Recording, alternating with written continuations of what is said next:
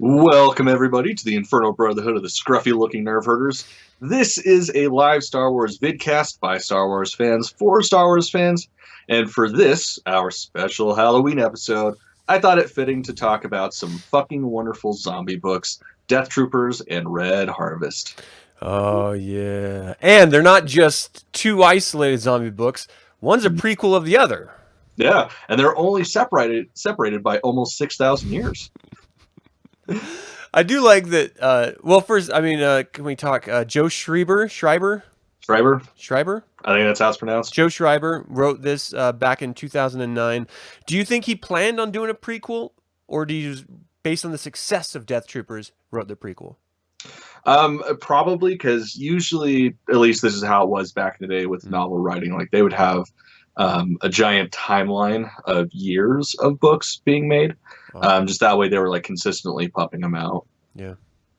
Yeah, that's something I don't know that everyone who claims to love Star Wars, and I'm not saying claim isn't like they don't really, but just claims to love Star Wars. Fuck you if you don't read the books. But the books before Lucas bought out Disney, before Disney bought out Lucas, they had planned everything, and it went all the way from the Old Republic, like the dawn of the Jedi era, all the way to the timeline that we're in now. That's all written out into the future with Luke and Leia and Han all still around and kicking. But well, not only that, but if you go into like the comic books, I mean, that was thousands of years into the future after everybody's dead. I've never gotten that far.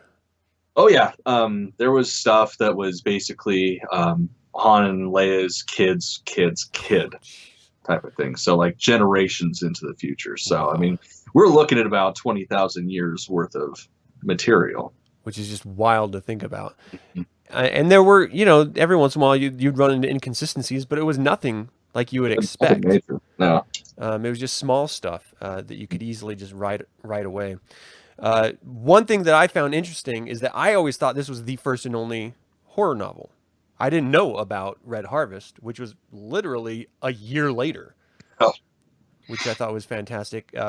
But I found out just this morning that there was a whole line of Galaxy of Fear novels that were released in the early 1990s. Same here. I did not know about that. I mean, they were young children books, so who knows if they were any good. I mean, if they were like Goosebumps but Star Wars, I'd fucking read them. But yeah, I didn't know about them either. So I'm going to have to go back and look at that. Maybe that'll be next year Halloween, talking about Galaxy of Fear.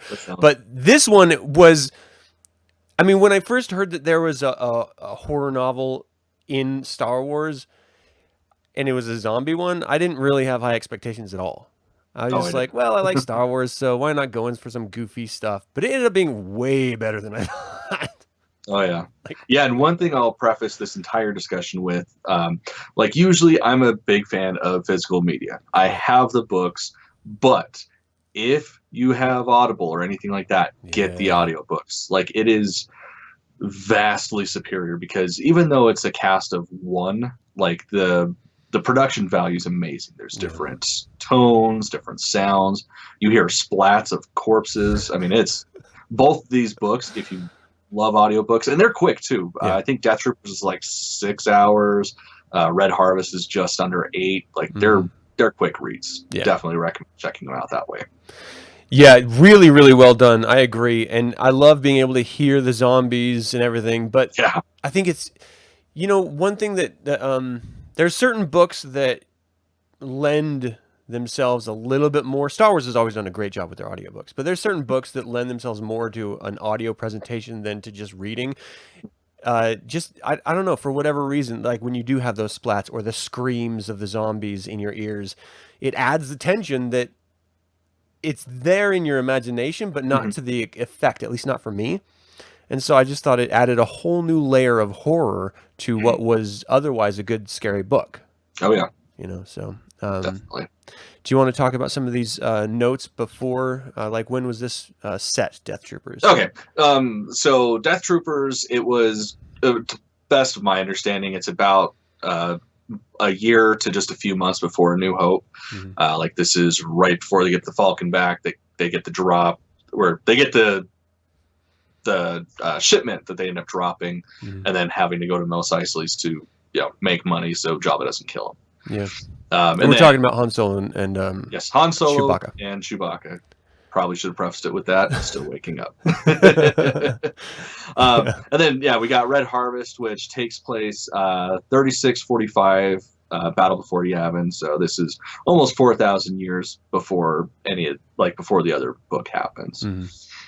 Well, and it is technically the prequel. Yeah. One thing I really, really loved about this is they wove it beautifully into like the Sith. So it is in Star Wars lore. They didn't just take, it's the chaos of the universe created this weird situation that these zombie creature virus fungus thing came out of. And no, they wove it beautifully into like Sith magic and stuff like that. So it is just seamless with the mythology of Star Wars, which makes it even better. Oh yeah. Because it doesn't feel like it was ham-shooed. Is that even a phrase? It wasn't. Still, we're going to take it. Yeah, it wasn't forced into the Star Wars world. It's actually woven brilliantly within it. Yeah, and has been a part of it for tens of thousands of years. So cool. Yeah. All right. So again, I just think it's funny that they came out with Death Troopers, and then a year later came out with Red Harvest, which is the prequel. When I think they could have easily flip-flopped it, and I don't think you would have lost or gained anything. No, not at all. But again, to your point, they have blocks of timeline, and the Red Harvest one is part of an Old Republic series that talks about different events in Old Republic history. So maybe that's why. I don't know. Yeah, I have no idea. It works. And honestly, they work as separate entities anyways. Because, of course, in Death Troopers, it's much more refined. Like there's science behind it, more so than just like Sith alchemy. Whereas in Red Harvest, the virus, it's very much, he's going off of an ancient ritual. So, which is just great. Yeah, fucking amazing. It's great. But even like after having read Red Harvest, like I read Death Troopers years ago, but when we were planning this, I read Red Harvest because I didn't know about it, and then I read Death Troopers again, and I still feel like it leaves enough blurriness that it could easily just be Palpatine discovering this and then setting events up. Yeah, definitely. So, well, that's pretty much how they set up the book. Yeah. So do you want to start talking about Death Trooper here? Yeah, let's go ahead and get into it. So quick run through. And of course, if nobody's read these, don't fucking listen to us. This will be a spoiler and spoil it's everything. And I kind of already spoiled the big twist that's not really a twist that Adam, I can't, let's fucking talk about that right now. Okay. So just throwing this out right now, Han Solo and Chewbacca show up in the book. So gasp, shock, awe, holy fuck. First time I saw that, I dropped the book and screamed like an idiot. Because you don't expect it.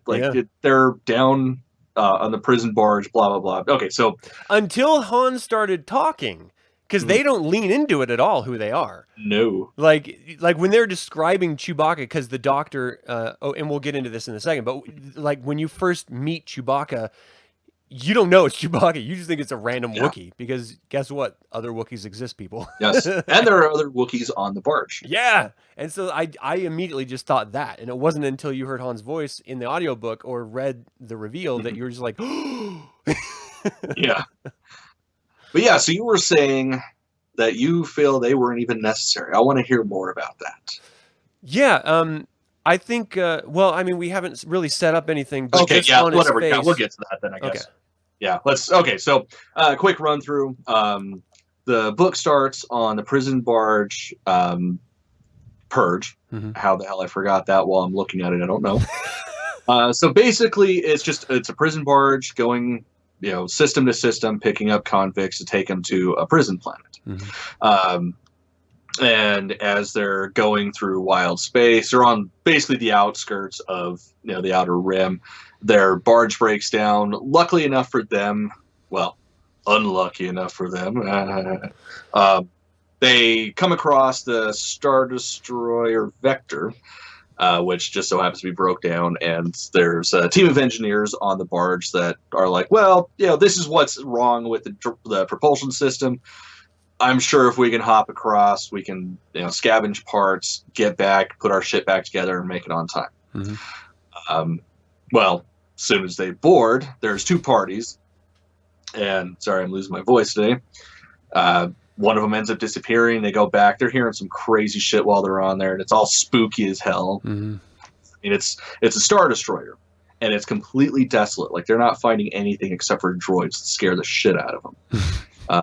And one of the engineers comes across a whole vat of lungs that just start screaming and scare the shit out of him. Cause him to get sick. He vomits everywhere. It's fucking hilarious. I mean, it's scary, but it's hilarious. It's just beautiful horror tropes. God, and that's honestly, that is one of the scenes where I really recommend getting the audiobook, because they really paint the picture more so than I think even the book did. Because I mean, it's just everybody's separated. They're trying to find these parts that nobody says what the fucking parts are. They're just looking randomly for shit.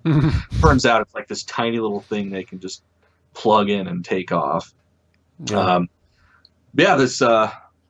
artist of the group comes across what we later find out to be the virus catalyst, or the producer. There we go. Yeah. And yeah, it's just a giant vat of essentially the respiratory system, like tongue to lungs type of thing. And so they gross. are like breathing. There's goo coming out of them. And as soon as he wakes them up, they start screaming. And it's just like a huge echoing effect where it's all of them screaming in unison, like wake. Fucking great. Yeah. Gives me goosebumps every time I hear it. Oh, it's so good. And like the backstory, once you find out the backstory, it's even worse. But just for the effect of this book, this really beautifully contained space horror, having that reveal and then them becoming infected and losing part of the boarding party and then coming back, and no one knowing what it is. And so you have this wonderful discovery element of figuring out why these people are getting sick, what's happening to them. That's where we meet Dr. Zahara, Cody.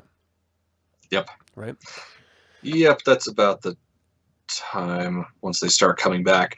Yeah, so as soon as everybody comes back, there's people getting sick, there's people dying, and nobody knows what the hell is going on because it's so sudden. And it ends up affecting the different species differently. Like Wookiees have it pretty gnarly. Like everything swells up and they just kind of suffocate on their own vomit and shit. It's pretty gnarly. Yeah. Okay, so yeah, anyways, as soon as everybody comes back, Dr. Zahara is like, holy shit, what the fuck do we do? And once she realizes, holy shit, I'm not getting sick, she has her 21B droids do an analysis on her blood and stuff to figure out what's going on. And he ends up creating an antidote, which is great now that everybody's dead. At this point, she ends up going to the bridge to find out, to try to find any survivors, and finds out through the biometric scans of the ship that there's 6 survivors left, 4 of which she knows about. It's the 4 main characters. You got Dr. Zahara Cody, Captain Jarrah Sartorius, Kel. He's a fucking dick. Just plain and simple, he's the captain of the prison barge. Yeah, he's just a dick. He's exactly what you would imagine a corrections officer being. Yeah, let me quickly say, I love the interaction. Like the way they framed that character, you felt like you knew him enough to dislike him. And so rather than just creating a character that could easily be spun off as, oh no, that's the bad guy. No, you understand his motivations. You understand how he fits in perfectly with the mind frame of the Empire as a construct. So much so that he's willing to go against other Imperials in order to, see, which is really what everyone in the Empire does. And so he just fits in perfectly with that frame of mind of, myself above everyone else so that I can get power in this institution that dominates everything. But I loved that little vignette of understanding the complexities of not just different areas within, like he is he like an admiral or something? Like, I mean, a captain, but like he's in charge of the ship or the prisoners? Like, he was in charge of the prison guards. Yeah, like so he's the captain of the guards. He's like, part of the prison group, and she's part of the med bay group, and you can tell that there's some tension, and then like it's not just imperial tension between different support organizations within the empire. It's like he's analyzing her behaviors to see if she fits in with the constructs of the institution that he fits in with, in the same mindset. So there's a lot of stuff going on between characters within this sort of insane, oh, sorry for hitting the mic, within this insane environment of a fucking deathly virus going off around them as they're trying to understand it. I loved that part so much. Oh yeah. Well, and with their dynamic in particular, like it's because she had already put in her resignation. Like she was leaving. She was fucking done working for the Empire. She was going to go home to her nice, rich family and just live a different life. Because the other two main characters, Trig and Kale Longo, their father was murdered by Jared Sartorius. Yeah. And which, I mean, they're prisoners. It hints towards it. Yeah, they're prisoners. But it hints towards that in the beginning. At the end, you know what happens. Like he basically says, "Yeah, oh, sorry, I fucked up." And yeah, she was leaving because of that. So definitely get a lot of tension between the two. Yeah, and it's split wonderfully between Tig. I'm sorry, I'm looking for my notes on Trig. Kale and Trig, their dynamic, how they reflect on their father, their reflections on being in this detainee situation and the other prisoners. Like you really get this vibe that this is a straight up prison barge. Oh yeah. Not just a transport. Like this is straight up anywhere USA prison, and they just, like the Empire does, wide arms, like cast this wide net and just collect up anyone who is even possibly remotely connected to any dissension. Even if they're not dissension, anti-empire outwardly themselves, if they're connected with someone who is, they bring them all in just like the Nazis would, you know. I mean, it's really crazy. And so you get that vibe from it too. So, I mean, just again, I want to sing praises for Joe Schreiber here. He is painting a really full-formed picture of this world before madness even hits. Oh yeah. Well, it's just crazy too. Like he's such a fucking artist. Like both of the books are so small. Like even if you read the novels, they're both under 300 pages. Like that is tiny. Yeah. And to get the complexity of not just like a main character, but 6 people, and they all each have their own personality. And even like the little side characters that die within the first couple of chapters, like he paints a picture of them too. Like, so you know every single person that is a part of this book, and it's just insane. Yeah. So as soon as she gets to the bridge and she does the scan of where these people are, she realizes that there's some isolation, like what do they call them again? They're just detention cells, but they're it was solitary confinement cells. Thank you. And so she's a little nervous. She doesn't know what to expect about who's in them. Like, does she know at this point who's in them, or she just knows they're detainees? No, she just knows that there's people down there, and you know she's a medical doctor. She has to save them. Yeah, I do like her medical droid's name, Waste. Yeah. All because he's a waste of space, and then they became best friends. Yeah. The droid, I love the droid dynamic in these films and in these novels. You really get the sense of, yes, we as a species or as a collection of species created these things to alleviate some of other mundane tasks that we don't want to focus on. But there's a natural pulse with living beings in this universe to connect, even in our universe, to connect with something that you interact with every day. Whether it's your car, or your phone, or your animals, you get an emotional attachment to them, and she does with this medical droid, and I just loved it. It was great. Yeah. Sorry.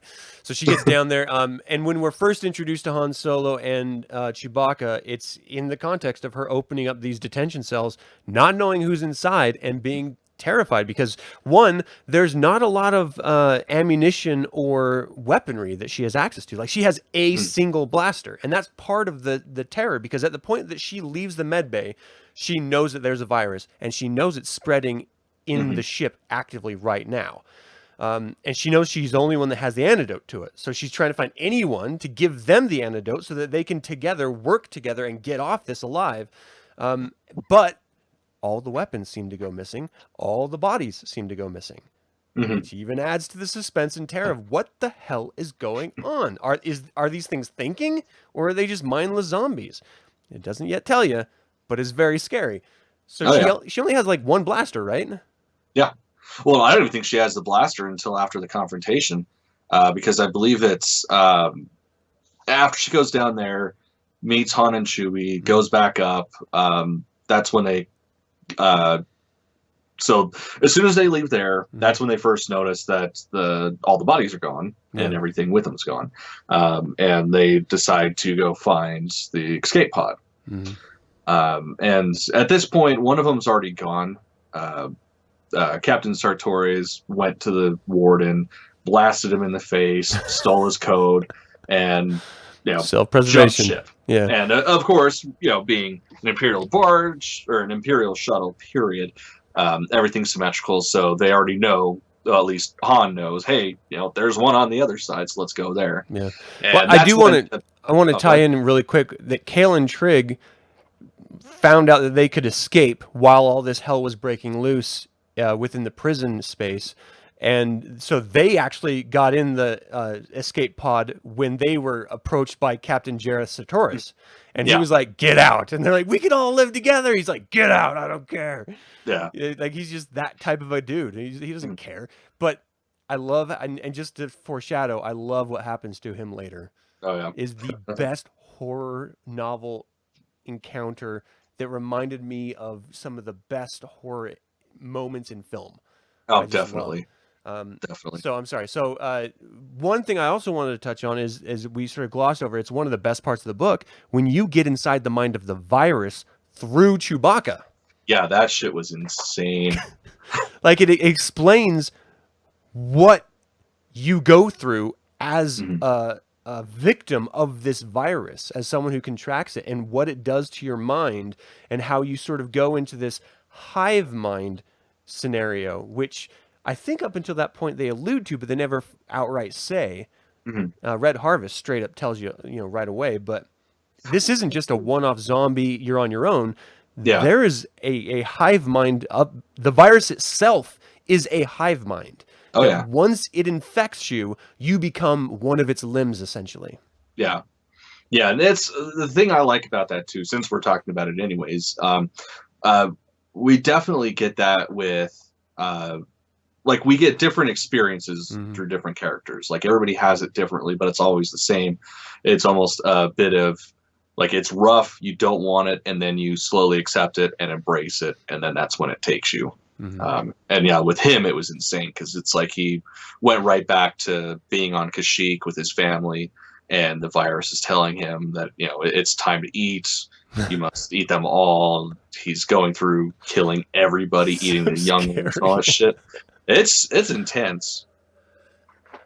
Yeah, it's just scary as hell. It's awesome, and then you get to see like the I don't know, maybe I'm overly emotional about it, but you get to see Han Solo watching his best friend die in front of him, and not knowing what to do. Oh yeah, well, because at first he was reluctant about getting the shot, and then he gets it, and then Chewie's throwing a fit, and then that's when his throat and his tongue starts to swell, and he drops. And that's when he immediately goes from fuck this lady to holy shit, save him, lady.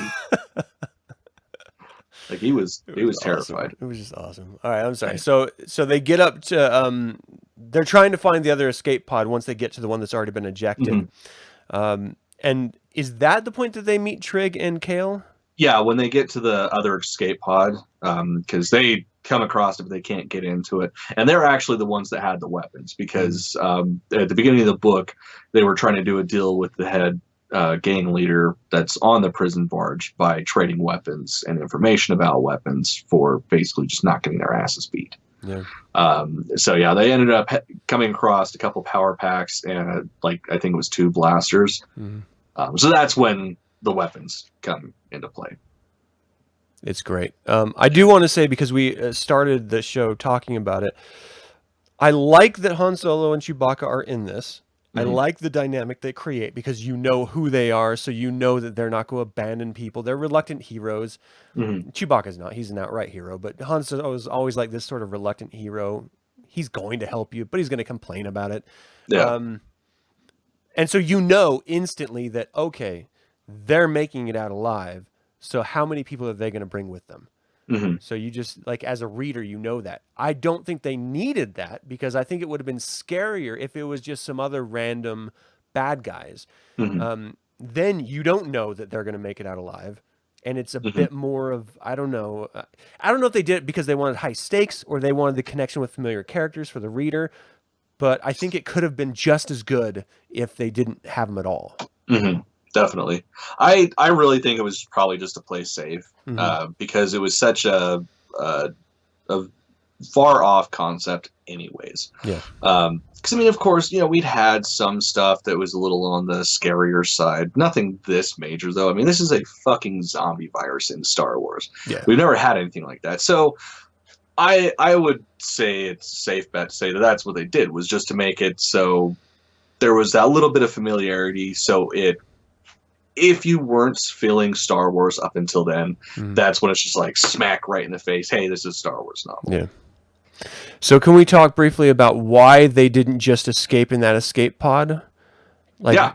there's active other things going on. Like these zombies and this hive mind that's controlling them learns and evolves.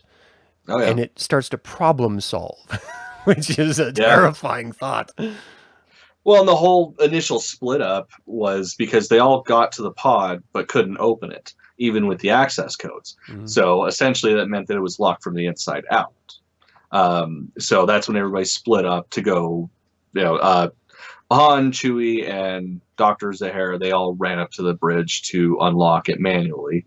And then they would go back down, everybody get on, they'd kick rocks, and get the hell away from this shit. And then once they take off, it's Kel. Yeah, Kel takes off because he's the older of the group, and he hears some shit going on. So he's like, all right, you stay here, protect the pod, I'll be back. And that, as soon as he takes off, that's about the time that Trig realizes, oh, fuck, whatever's in there is still in there, and it's slurping around and shit. And that's when it's like, holy fuck, he's alone, they're going to open this, and there's a fucking zombie in there. Which makes perfect sense why it's locked now, because it was occupied. It just happened to be occupied by a damn zombie. Yeah, fucking zombies. And this is happening at the same time that the captain is trying to get to the main Star Destroyer in order to take it to get out. Yeah. Well, and then, okay, so this is something that we completely missed. When they do go to the Star Destroyer, there's a shit ton of vehicles there. Like, not just like standard issue stuff, like the Imperial transports, TIE fighter, shit like that. Like, there's other vessels there. Because unbeknownst to everybody at this time, there's a tractor beam. And that's actually the reason why the prison barge got stopped, was because of a tractor beam. Then they blew out their engines trying to get away from it. So, yeah, there's just a plethora of vehicles for him to take off in, because he leaves in the escape pod, and then something happens, it knocks him out, and when he comes to, he's on the barge. Or not the barge, but the Star Destroyer. Right. And yeah, that's when it gets, like, definitely probably, aside from the whole respiratory system screaming at the dude, this is definitely, like, the fucking freakiest part of the book, is when he comes across the remaining survivors of the Star Destroyer. It is written so beautifully, too. It just sets you up, and you don't know you're being set up yet. At least I didn't. I'm stupid. Well, and the great part is, too, and I mean, I'd read this before I had started listening to it, so I knew what was happening, but it's still, like, it was a completely different experience. So good. But yeah, so he gets out of the escape pod, and he's trying to find somewhere to go. Everything's locked. He realizes that, shit, I don't have weapons, and these fuckers know that I'm here. So he's getting rushed by zombies, and he gets into the only ship that he can, which happens to be an Imperial transport, and comes across the lone survivors of the Star Destroyer. They say that there used to be more of them, but unfortunately, because of the zombies, they've been staying in here for so long, and they're not outright saying how they're staying in here for so long or how long they've been in here, just that there were more of them at one time. And so as they're having these discussions about how they can or the doom that they're in, that they can't actually escape, and how the zombies are actually getting smarter because they're going into other starships at this point, right? Am I mixing that up? Not. I don't think they had gotten into the ships just yet, but they were learning. They would because as he's talking to the main leader, like they're shooting up the ship and they're throwing shit, and he's explaining, what they learn, but they all sort of learn together. Like once they all get together, they kind of figure out the same shit. Yeah. Eventually, they'll tire themselves out and they'll stop. It's at this point that I actually started liking Captain Jareth Sartoris. Oh, I think that was the point, was you were supposed to be able to empathize with the character at this point, because you realize, holy shit, he's an asshole, but he's an asshole stuck in a shit situation doing what you would do. Which is also, again, proof that this writer is so good, because you start just a few chapters later from hating this dude to sympathizing with him and oh shit, is he going to get out of the situation? Oh my gosh, is he going to survive? And then you hear, you watch or you read him doing the math in his head. And he's like, wait a second. These guys are completely frail of frame. They're not filling out their costumes. Their uniforms. They must have been here for a very long time. And then he asks them how long. And then he starts doing math about, well, wait a second. There were more of you. Now there's not. There's no food in here. Wait, where are the other soldiers? And he realizes they're behind him. Oh, yeah. Yeah, because the guy he was talking to said how many survivors there were. And, I mean, it's barely lit, so of course he can barely see them. And, yeah, towards the end of the story, as the dude's hinting towards the fact that they've been, eating their other survivors, realizes, oh, shit, where the hell is everybody? I'm only seeing a couple of people. Yeah. And then a bunch of basically not yet zombies all catch him, and it just stops immediately. I loved as soon as he realized that he was set up to be a meal for these people, like they were going to eat him like cannibals in order to survive, they were still doing it in the name of the glory of the Empire. Yeah, like he's like, you will be remembered as sacrificing yourself for the glory of the Empire. Yeah. It's like, that's some typical Imperial bullshit. That's great. You still believe the propaganda up until this point of a zombie invasion survival scenario. Oh, yeah, because he was convinced that the Empire was going to send some people out to save them. But then even then, he knew that they were trying to eat him, and then ultimately he tries to make a break for it, and he tries to save one of the dudes, at least for a minute. Oh, well, he does save him. Yeah. Yeah, so, it gets out for 2 seconds. But that was the point where they were climbing the TIE fighters and stuff. They were climbing the spaceships, right? Yeah. Yeah, and that's when the zombies realized that they could get in there, because they started using one of the X-Wings to actually get into the shuttle. Yeah. They're trying to blow it open so they can get to the survivors. Yeah. Which I thought was just brilliant. Yeah. They try banging on it, doesn't work. They try shooting at it, doesn't work. Let's get a bigger gun. Yeah. We're going to get to you. And then just sitting inside knowing that you were eventually going to be eaten by these zombies and turned into one. Yeah, fucking it's so scary. And so we go back to the other ship, and at what point does Dr. Zahara realize that this is the virus from the other ship, and that it was actually not an accident or just random chaos, but it was set up? Oh, that's when they got across to the destroyer. Because they came across tanks that said stuff, and when she got into the med bay of the Star Destroyer, she was going through stuff with their 2-1B to find out what was going on, and he explained, where was it, codename Blackwing, and explained that it was essentially a chemical weapon or a biological weapon to subdue systems. Mm-hmm. And yeah. Which I think is brilliantly tied into the reality of this virus from the prequel book, Red Harvest, that we're going to get to here in a second. But just that it was meant to slow the onset of decay and rigor mortis, and increase healing capacity of humans prior to death. Yeah. It's just so good knowing that this entire thing wasn't an accident. It wasn't set up as some accidental leak. This was intentional to see how the virus could spread and how it could operate. Yeah, and how far out it could spread, not just in there, but from to neighboring systems and what have you. So not everyone makes it out from the 4, right? That we were originally introduced to. Nope. As soon as they are on their way to board the Star Destroyer, because they realize they can't use the escape pod, Kale ends up getting bit by his dad, which was fucking mortifying, of course, because he sees his dead dad and Trigg's all, holy shit, it's dad, what the fuck? And then Kale gets bit by him. And the thing is with this, like, even if you have the immunity to the virus, like, you get bit, I mean, it's a fucking zombie. You get bit, you're gonna become a zombie. Mm-hmm. And it's crazy too with him and his transformation, because we don't get the internal transformation, like we actually get the external, where he's slowly just getting beaten down, and then Dr. Cody is like trying to stop it, sees his leg, cuts into his abdomen, and starts squishing the fucking virus, because it's essentially like snaking his way up his veins. Yeah. And yeah, that was insane. Oh man. Oh god, it was awful. I do like that, because it was airborne, and that's how, if you had immunity, you were fine from it. But if you were actually physically assaulted by these things and they got into your bloodstream that way, then it's a contact virus element of it too, which you can't be immune from. Yeah, no one's immune. So I really liked that aspect too, because it really puts you in a position of there is no hope. Like, you're dead if you get touched. So you have to survive and run and evade and do everything you can. How do we gives a little bit of danger. Yeah. How do we wrap up this story?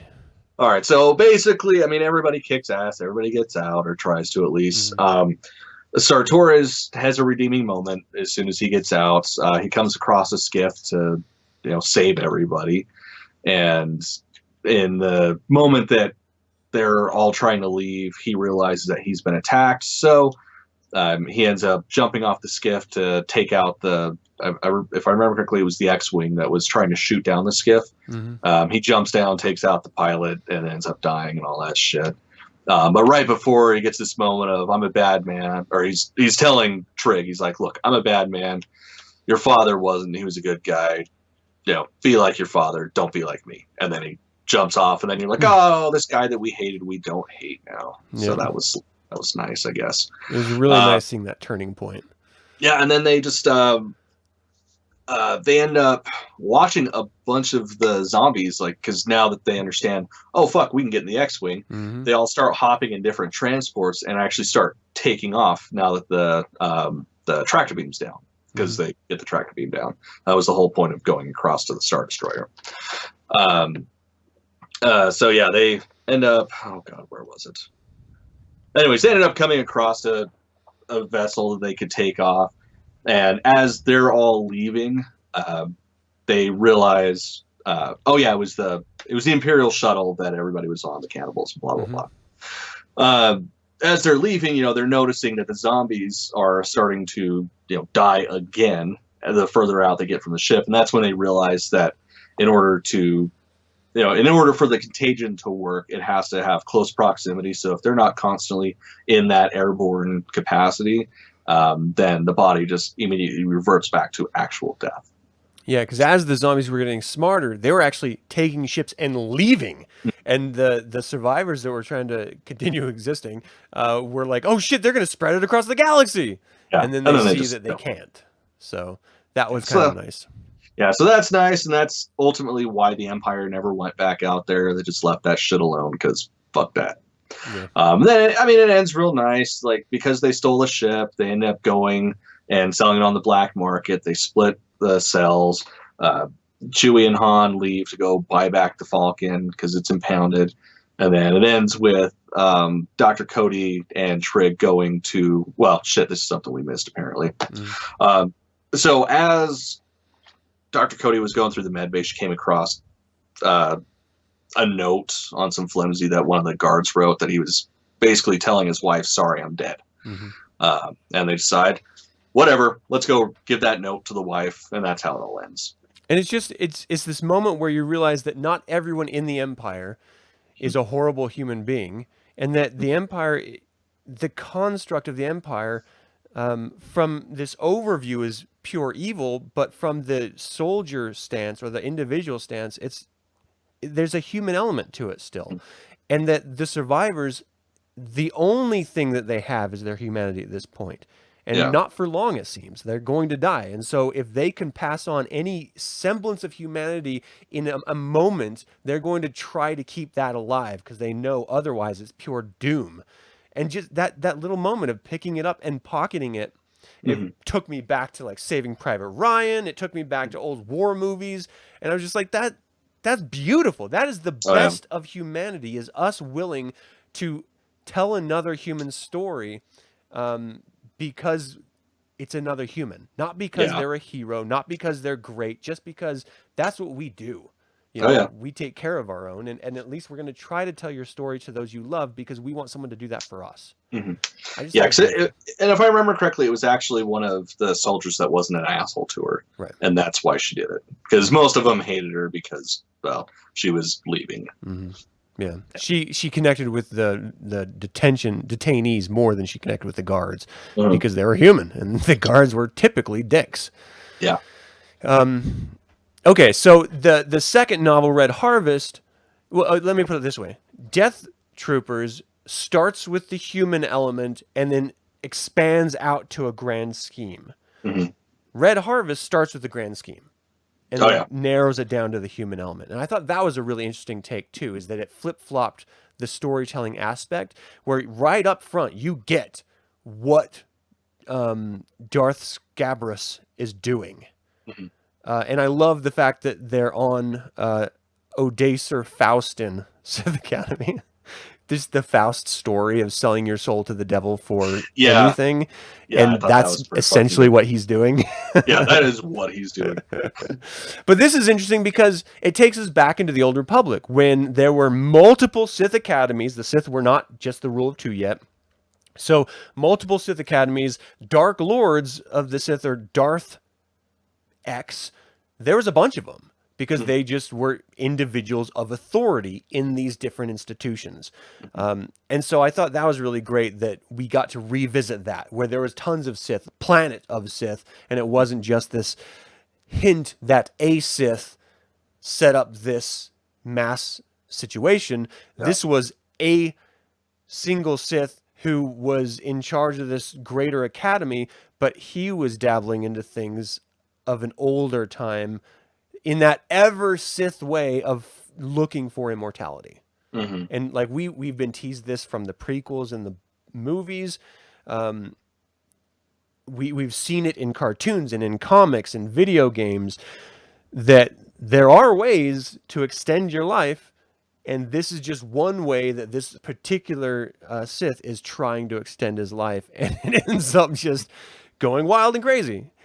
He almost had it. So that was he was cool. Very close. It was really goddamn close. But we don't even know if that would have ultimately worked. I mean, where he learned that from, he extrapolated that element out of a failed attempt of a previous Sith Lord. In there, I think it was out of a holocron, right? A Sith holocron? Yeah, it was from Darth Dreer. It was his holocron and different scrolls and stuff, because the part of the reason why they built on Odacer Faustin was because there was also a great library there at one point, and they just essentially built the academy around the library. Yeah. And so it was set up as Darth Scabrous hires a bounty hunter to go collect this rare plant that's being overseen by Jedi. The bounty hunter realizes the orchid, the black orchid, the Murakami orchid. I'm sorry, Murakami orchid. Well, I mean, it is a black orchid, but I'm just throwing out the proper name. Well, technical term. The only way this orchid can survive is with this Jedi who just happened. And it was so funny because we just talked about this in a previous episode where different Jedi had different specialities, like different Sith did.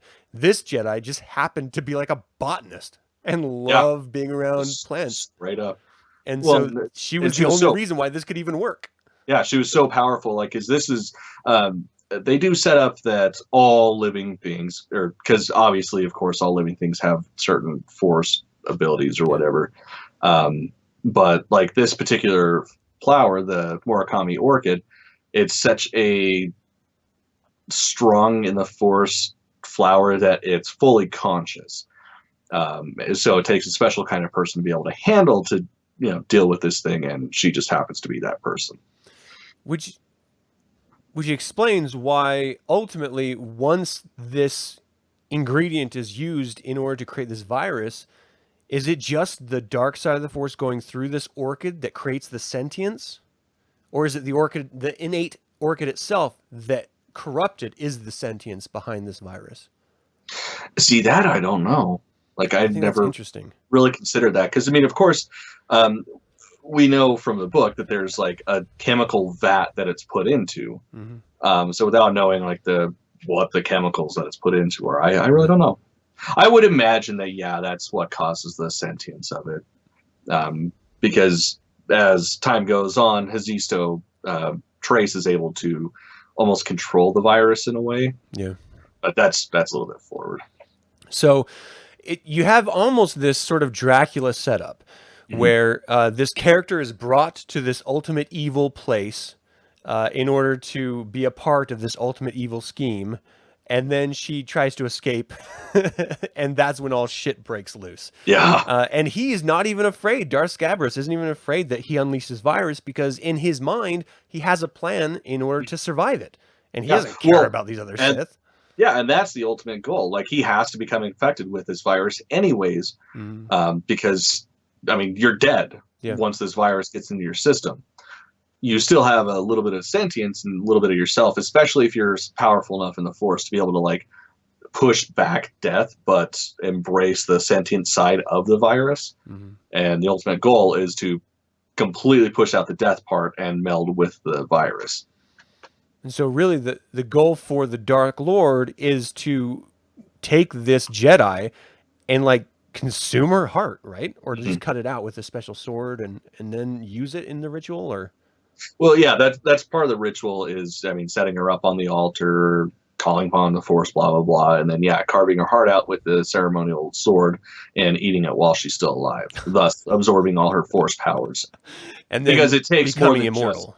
Yeah. So, because it from Darth Dreer's scrolls and holocrons, that's what balances out the death, is another's death, but consuming their essence. Mm-hmm. So that's the ultimate end game in order to... Pretty gnarly. Yeah. So as this Jedi is taken, I'm sorry, where's her name? Hazisto Trace. Haziz. As she's taken, another Jedi, is it her husband or just a friend? No, it's her brother. A brother, that's it. Sorry. It's been, I mean, we started reading these like over a month ago. Well, I'm reading it right now again. Oh, really?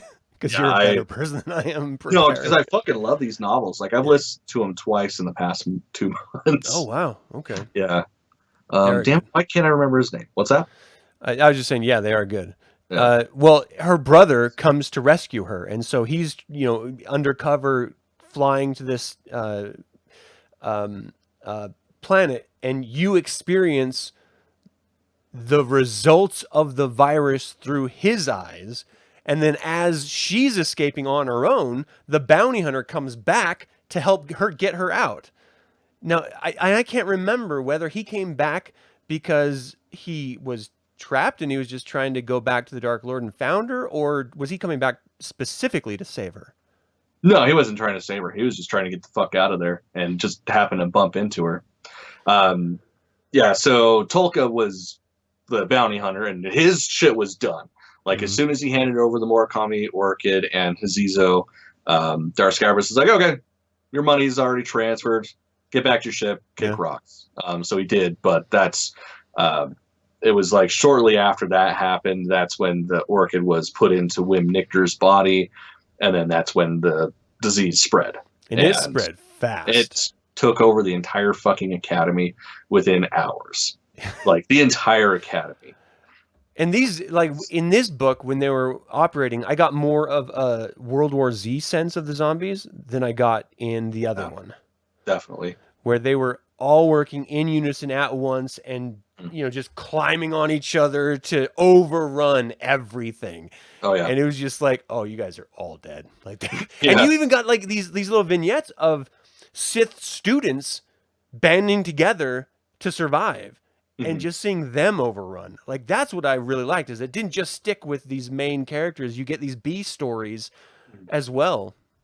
Well, and that was one thing I really liked about this book too, is the B story actually took like most of the book, because it starts off with the Sith or the Sith Academy, and it starts off with just different characters like the apprentices, the acolytes, and all that shit.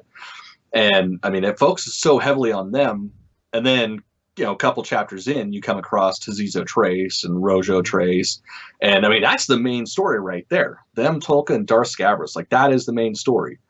But you get so much of the Academy and how it actually is affecting everybody.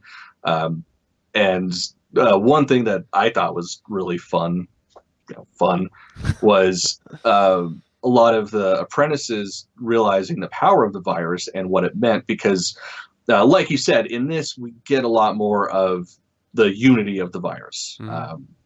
Like, even down to like the screaming and stuff.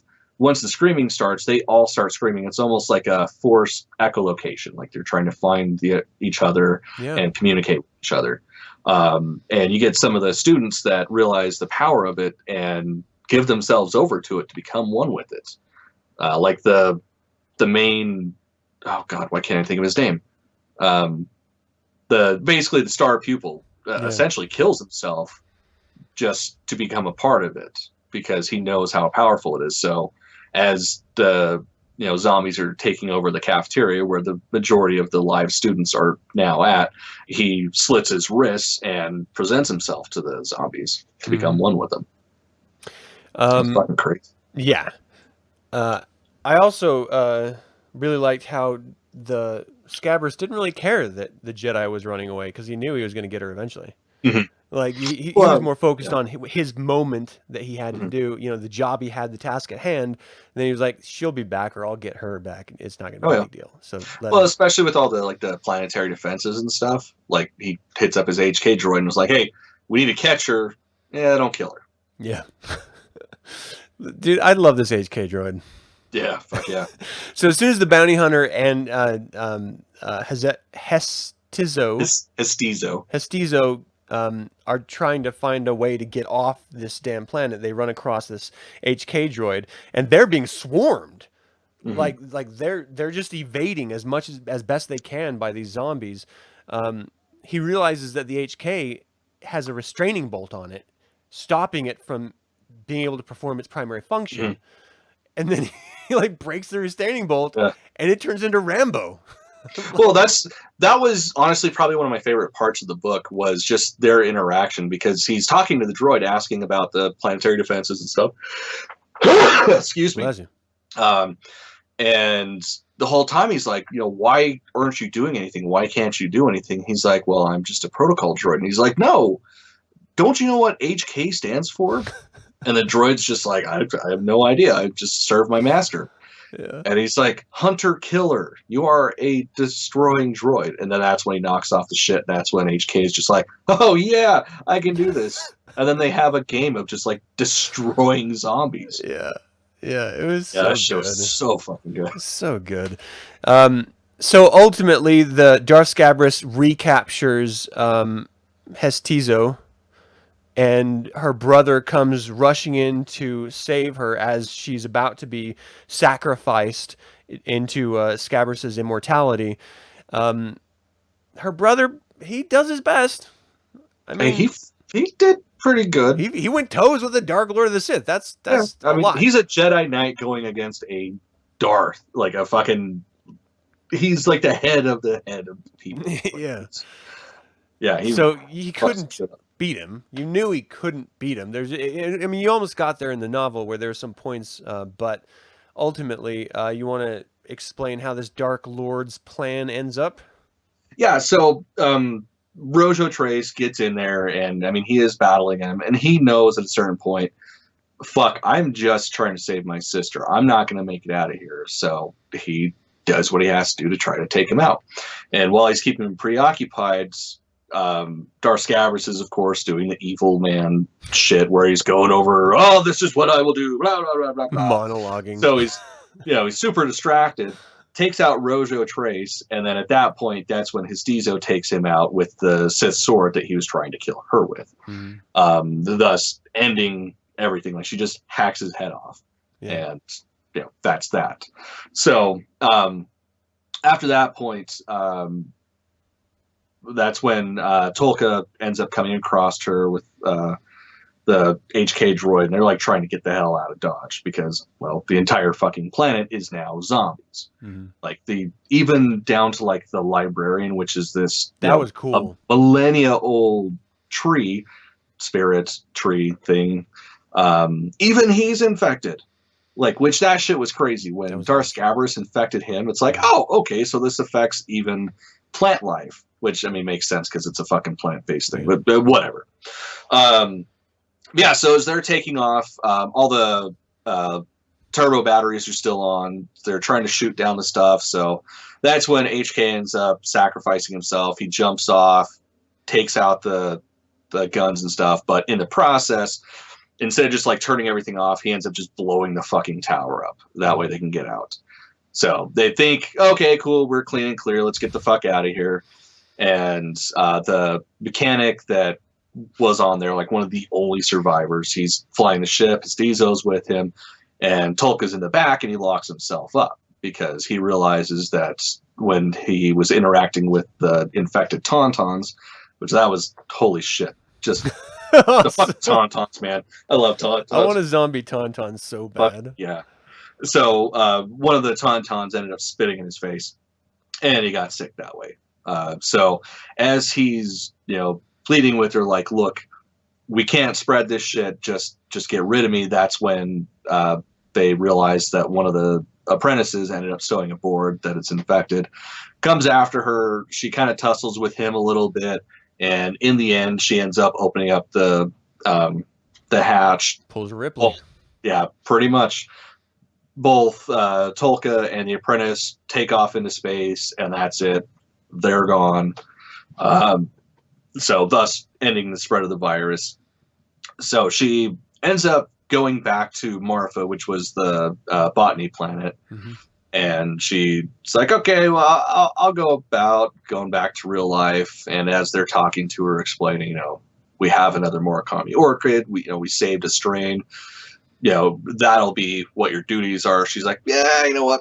Fuck this. I'm going to go back to the temple and learn other shit because I'm not dealing with this shit anymore. Yeah. And then this ends Red Harvest. Do you think because the virus was created by Sith alchemy that it persisted all the way till the Emperor Darth Sidious ran across it? Or do you think he recreated it from ancient text as well? Okay, so I find it hard to believe that there wouldn't be some sort of text of this event. Like, I find it really hard to believe somebody did. The Jedi would have written it up. Oh, not even the Jedi. Like, even the Sith, because at this point, I mean, the Sith Empire is still vastly, or like very much a thing. So I find it hard to believe that somebody wouldn't have wrote it down, explained what was going on, and he came across that. And I mean, there is definitely the possibility that, I mean, they're fucking zombies. Zombies don't die. Yeah. So if the planet was left unchanged, I mean, they're still there. And we know that Palpatine did do a lot of traveling, especially to the major Sith worlds to make sure that it was wiped away from history. So he was the only one that had access to it.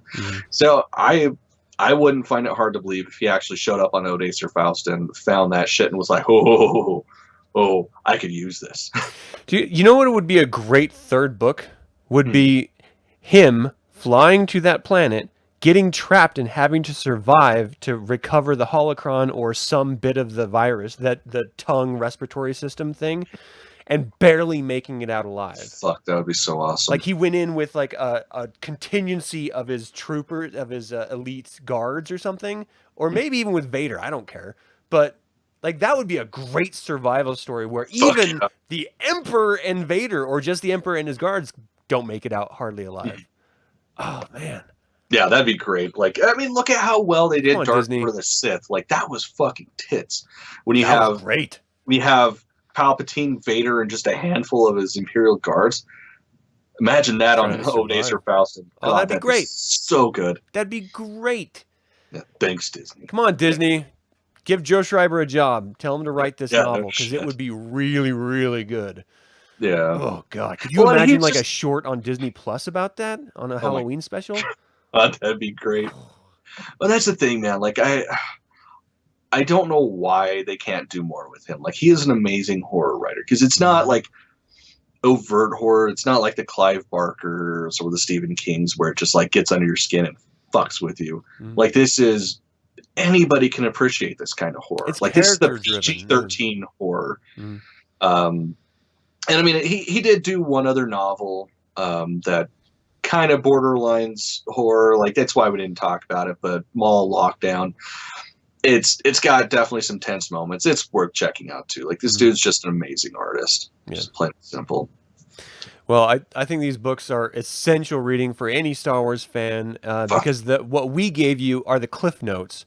Reading the actual novels, it's fun. It's just fun. It is, especially if you like horror. Then you have to read them. It's just And again, I will definitely echo. Get the fucking audiobooks. Like it is, they're just great audio dramas. Yeah. So sounds fantastic and everything. Fun notes, favorite bits? All right, so favorite bits. I mean, we kind of went over it when we were talking, but I mean, I guess really about the only thing I didn't really talk about was just, talk more about was, Tolka and the Tauntaun interaction. Because they do come across, him and Castizo, they come across the Tauntauns before shit hits the fan. And like she just kind of shits herself because he's up in the Tauntaun's face looking at it. And if you guys don't know what a whippet is, look up a whippet. They're some shit. Sorry, people, I didn't pull a picture. Yeah. But yeah, so the Tauntaun spits in his face, and it's just like, bing! Like she freaks out, like, oh god, he's gonna strangle this damn thing. And he starts laughing, and they become friends. And it's like up until this point, because it's said in the beginning that whippets are just natural hunters. Like that's what they do. They fuck shit up. And this one's probably one of the biggest whippets that has ever existed. He's got bones like tied into his fur and shit. Like he's an intimidating motherfucker. And then Tauntaun spits in his face and they become besties and he's like laughing and hugging on it. Like that was just great to see him just like drop his guard and be cool as shit. Yeah. And then just some of the fun shit that I wrote down. I mean, it's not really fun. Funny, the first one. The rest is just dumb shit because I'm going to say it.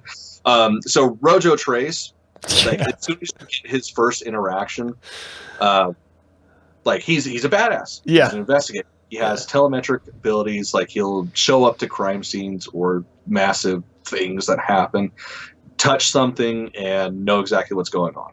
And the reason why he was brought into the book was there was a Sith warship that crash landed into Geonosis. So the Old Republic wanted to go there to make sure that it wasn't like an act of terrorism. They were coming for it because, of course, the Republic was looking at setting up base on Geonosis, just giving where it is. And when he's doing that and he's trying to exit the ship because there's a gas leak, it's going to blow and everybody's going to die a horrible death, he gets a feeling about his sister and realizes, oh, fuck, she's in danger. That's why I've been feeling like shit this whole time. And has a total Liam Neeson moment where it's talking to the... ripped off. Fucking damn near verbatim.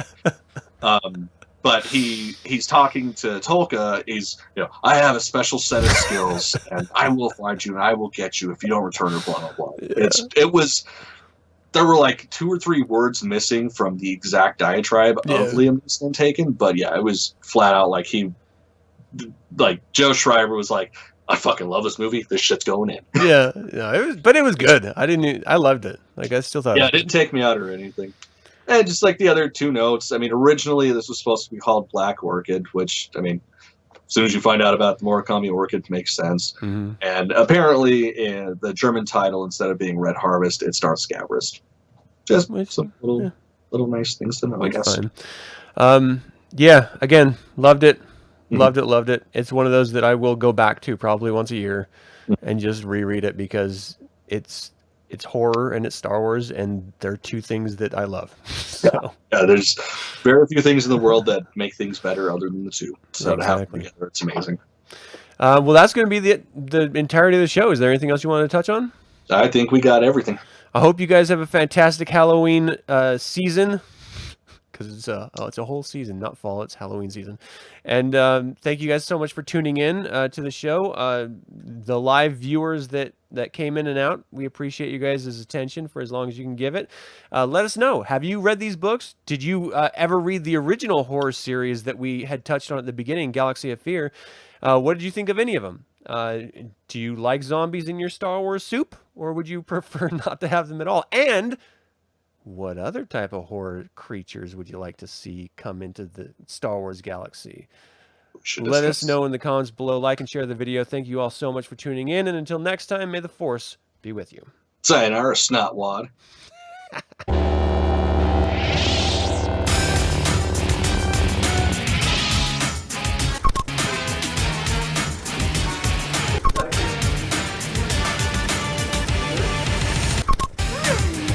Wake up, Princess Moon. Princess Moon.